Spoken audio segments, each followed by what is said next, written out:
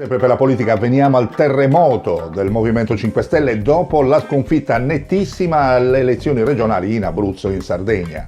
D'accordo la rivoluzione, ma il sovrano per il momento non si tocca. Così Luigi Di Maio organizza una conferenza stampa fiume allestita da una ventina di uomini di comunicazione e marketing nella sala Tatarella della Camera dei Deputati e annuncia quel che si sapeva.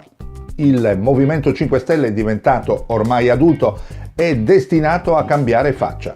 Con l'apertura alle liste civiche, con la fine del doppio mandato per ora a livello comunale e con la creazione di una mega segreteria o direttorio che avrà il compito sia di interfacciarsi con lui e di sostenerlo, sia di tenere i contatti con i referenti regionali e comunali.